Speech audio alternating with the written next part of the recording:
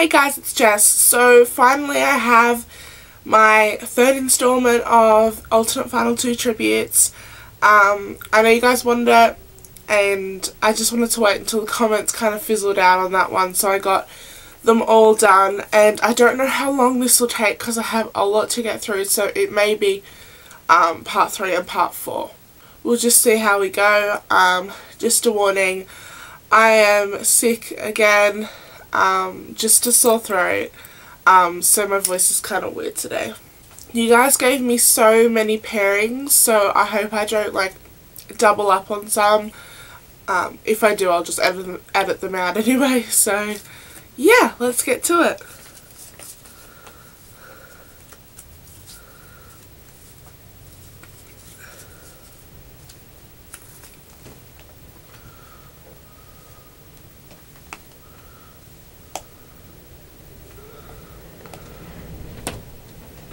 First pairing is Clove and Joanna. It's a pretty even match, I would say. So you've got Clove and throwing knives, and then you've got Joanna who can throw her axe. It is so evenly matched. And oh, you guys know Joanna's one of my favourite characters. But I also really love Clove, so I can't even go like, oh, just because she's my favourite. Clove would be like more precise, I guess, with the knife throwing, and Clove would be more skilled in ways to kill someone, so I really can't choose. It would seriously come down to like the two of them grappling on the floor and slicing at each other until one of them like loses too much blood. Well, that's what I think. So I can't choose. The next is Finnick and Joanna. You gonna hop up? Based on Finnick's size and kind of build, I would say he would be able to overpower Joanna and kind of stab her through with a trident or something. So yeah, I'll go with Finnick for that one. Brutus and Anabaria, yet again, I think it's a pretty even match. I'll probably have to go with kind of Brutus's strength that he has. Because even if she took like a chunk out of his arm or something, I think he would still like kind of fight through the pain, and his size would kind of overpower her fighting and biting skills. Yeah, I'll go with Brutus. Even though Peter beat Brutus somehow, maybe Anabaria would win then. Ooh. Next pairing is Finnick and Kato. So Kato would be more skilled in ways to kill someone, but I kind of feel like he's a bit careless with the way he goes about fighting. I mean, when you look back at it, he didn't finish off the District 8 girl, and even though he cut Peter in a spot that would have killed him, it didn't kill him nearly in the amount of time he thought it would have. So he's a bit careless when it comes to killing, like a bit overconfident. So I think Finnick would have him on that. So I'll have to say Finnick would win out of that too. Those two. God. The next pairing is the boy from District 3 and Peter.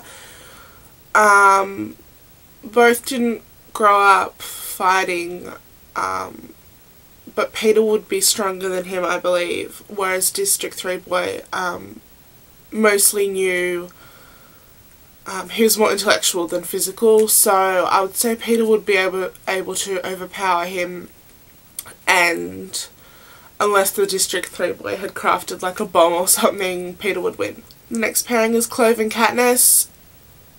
So basically I'm gonna go off the books here and say if Thresh didn't save Katniss's ass, Clove would have had her dead, and yeah, I would go with Clove. Oh, there's cats crying out in the front.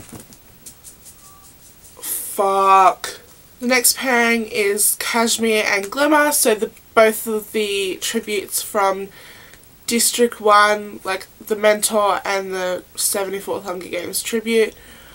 We don't really get much on either of them based on their fighting skills.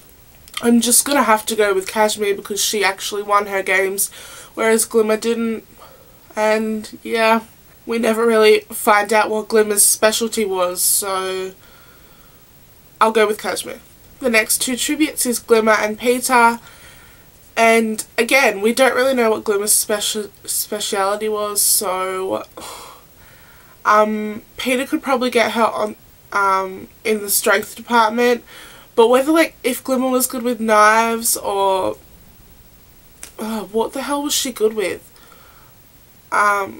She would have known ways to kill someone, so it's pretty fair game, but I'll go with Peter just because I'm unsure of what Glimmer is capable of. The next pairing is Katniss and Annie.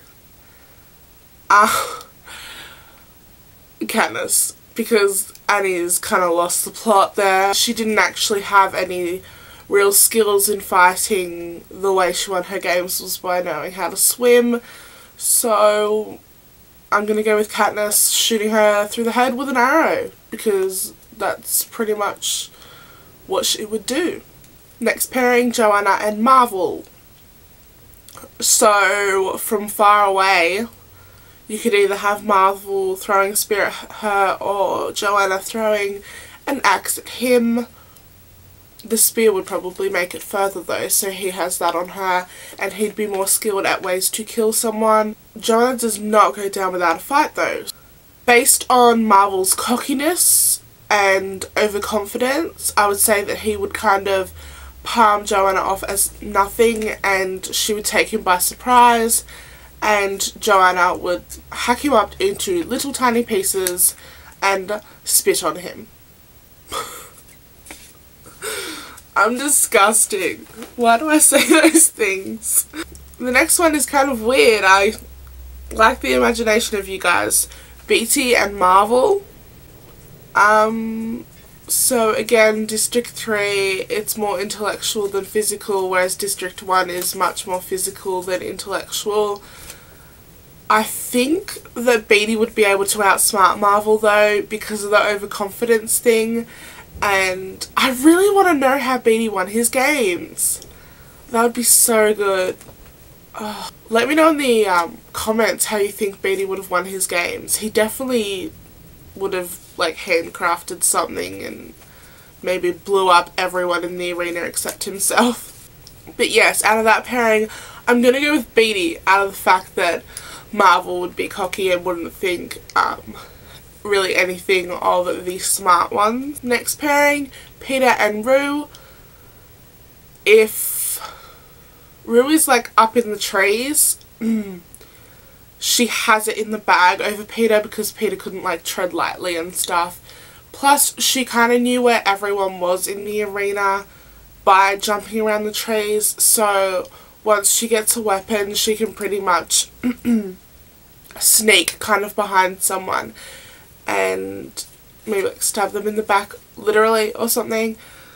So I'm actually going to go with Rue. Next pairing, Beetee and Wiress. So Wiress is kind of a bit, she's a bit special, crazy, as you do after you've been in the games. So she's still, even though she was crazy, she was really smart. She was the only one that figured out the clock thing in the third quarter quell. But it kind of, she's really unstable, so I think Beetee would be able to beat her.